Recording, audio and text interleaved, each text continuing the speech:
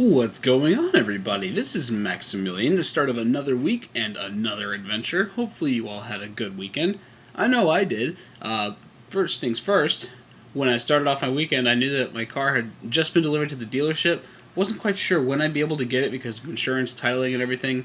And it just so happened that I came back from seeing some friends Friday night and found it in the garage, and I was freaking excited. I kind of, I guess, mentally squealed a little bit to myself. I was pretty uppy, but I mean, it's kind of like, it's a huge thing. I mean, it's a freaking car. And a new one at that, too. I mean, just to see the fruition of all of your efforts, like, sitting there right in front of you. It's an amazing feeling. And I mean, it's a freaking car. Need I say more? I can finally drive places now without having to wait on people to be home to borrow other cars from the family members. And it's also much better on gas than the Suburban or the 4Runner are. So hopefully I won't be spending nearly as much money going places either. So yeah, I finally have a car that was freaking awesome, pretty much made my whole weekend, and it really could have just gone to heck after that, and I would not have cared because I had a car. So freaking sweet. Love you, Dad. That was awesome, awesome, awesome. For those of you who haven't heard the story, basically when I was like way back in high school, actually even before high school, my dad told me that if I got a full ride to college, he would buy me a car. So I took him up on the offer. I worked my butt off through high school. I studied for my ACTs, took the exam a couple of times, did well on my AP exams, got a couple of scholarships. Eventually I had to write a couple of essays for some of the higher value scholarships, like the highest value package that you could get at the university.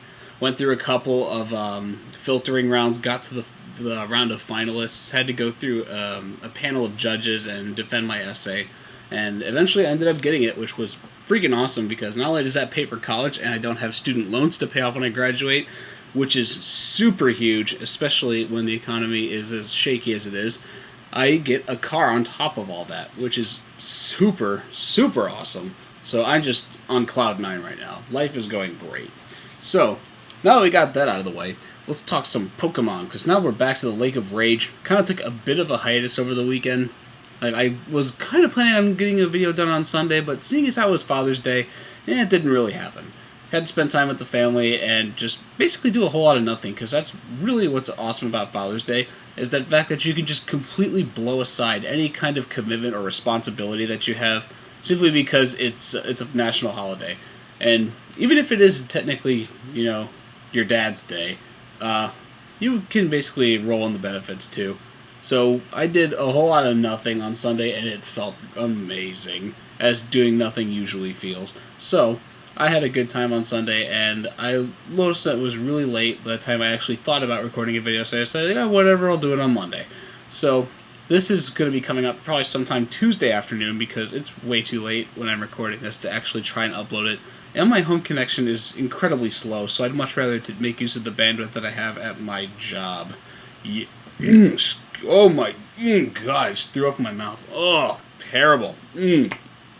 Oh, it was nasty. Wow. And I just brushed my teeth too. Now I'm going to have to go brush them again. That just absolutely ruins it. Oh, terrible. Well, at least you guys don't have to experience that. Yeah, throwing up in your mouth is the worst. Anywho, as I was saying, corporate bandwidth is awesome. So, if you ever get a chance and you get a job somewhere that has an internet connection, most likely going to be at some kind of office or something, go ahead and make use of that if you need to download stuff, or upload stuff in my case, because it's going to be way faster than any kind of a commercial internet would be for a public residence, or private residence, I'm sorry. I guess, yeah, it would be private in that case, because it is your own private home. So, yeah, make use of industrial-grade bandwidth. Now, since I'll be doing that, I kind of wanted to lay out a schedule because I think I've finally settled on something. So here's what I'm planning on doing, because I'm pretty sure I'm going to get lazy on every other Sunday too. Even if it isn't Father's Day, I am just going to get lazy anyway, because that's just the kind of guy I am. I'll always look for an excuse to get out of doing something. Well, nah, not really. Come on, it's Sunday. Like, you just have every excuse to be the absolute laziest bum in the whole world that day. You just say, oh, whatever, it's Sunday.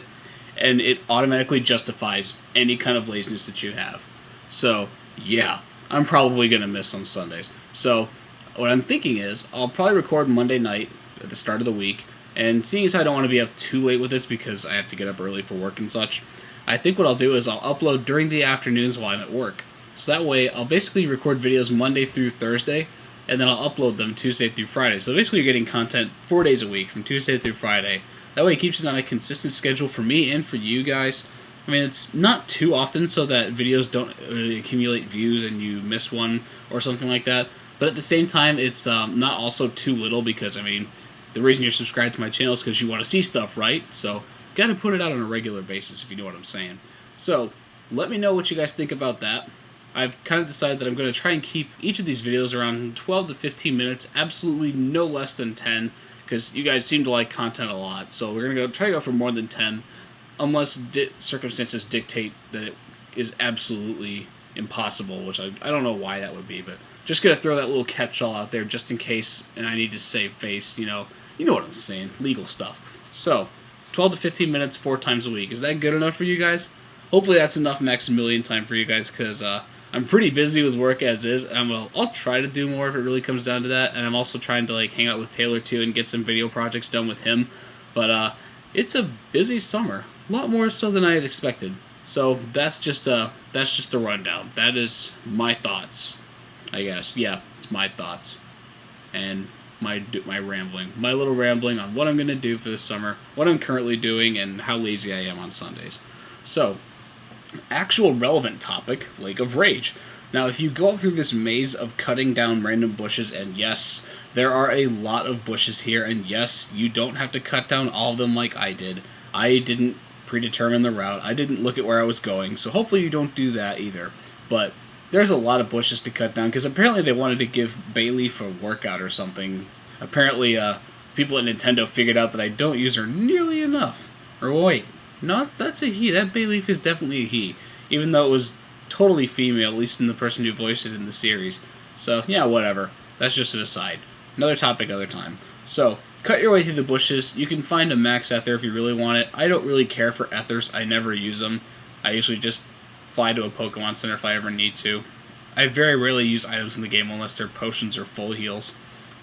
But if you get around all of that confounding mazery, or whatever you want to call it, this guy will give you TM10, which is hidden power.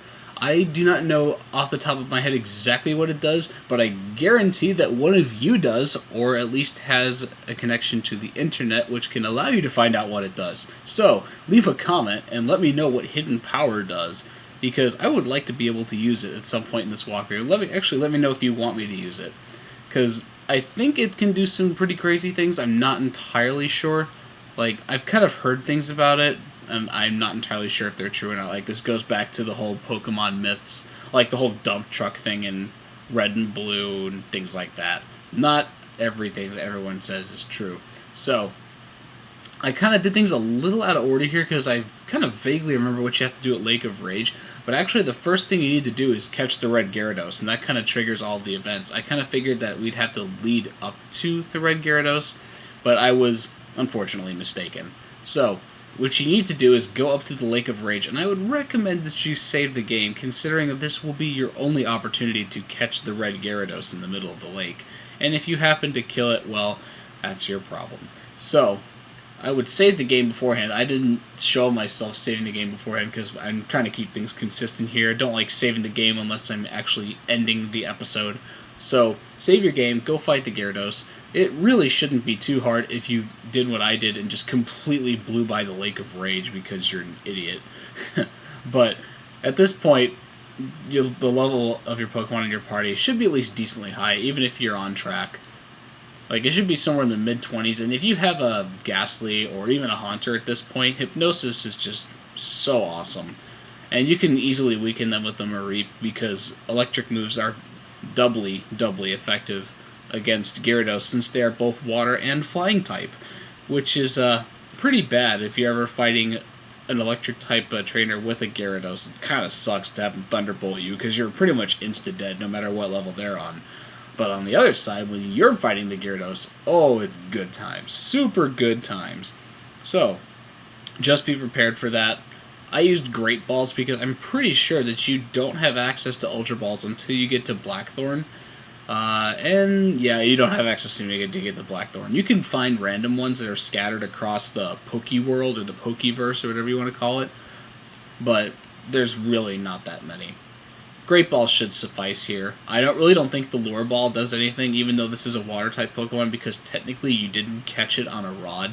So if you have Lure Balls, I would say save them for later. There's a lot more other Pokemon, like rare things such as Remoraid's, that you'll need to catch later for the Catch-em-all. And Lure Balls really do help for that. So I'm just going to use Haunter to constantly hypnotize him, and it may take a little while to grind him out. But I just stuck with Haunter for the entire battle just because it makes it easier, since you don't have to continually shift between Pokemon. Although do keep in mind that Gyarados knows Bite, which, again, for some reason is a Dark-type move, which means that if he lands one on your Ghost-type Pokemon, it's probably dead. Fortunately, my Haunter was at a high enough level that it didn't completely die, but it was one hit away from death, and I just was gamble, runner. And I gambled like so many times with this Gyarados. I was just like, man, I'm just getting in way over my head, but I just kept getting lucky. I had him hit me with Thrash like 3 times in a row, which does nothing against me. Finally got him hypnotized. And then even when I need to get him down just a little bit more, and I have no weaker move than Shadow Ball on my Haunter at the moment, the Shadow Ball gets him down to like 2 HP, just absolutely perfect, and I was able to catch him. So yeah, luck was on my side today. And then after you catch that Gyarados, you will obtain a red scale, which I believe is key to finishing the quest. I guess it's this is the section, or I guess the quest, so to speak, that pertains to the Lake of Rage, and you get to get involved in the whole Team Rocket subplot, and yada yada yada. Unfortunately, that's going to be in the next episode, so go ahead and talk to Lance once you get out of the lake. This will kind of start the whole chain of events that you need. This triggers all the in-game switches and whatnot. But I'm going to cut the episode off right here because we're already 12 minutes into the video, and that's just not nearly enough time to complete the Rocket section of the Lake of Rage. So, we got ourselves a Gyarados. That's awesome. I'm going to leave him in the box for now, just because I want to raise my Crocodile a little bit more, and that way, by the time we actually finish this little rocket plot thingy, we'll bring him out, and he'll be much more in line with the level par of our party. So, this has been another episode with Maximilian. I hope you guys will come back next time.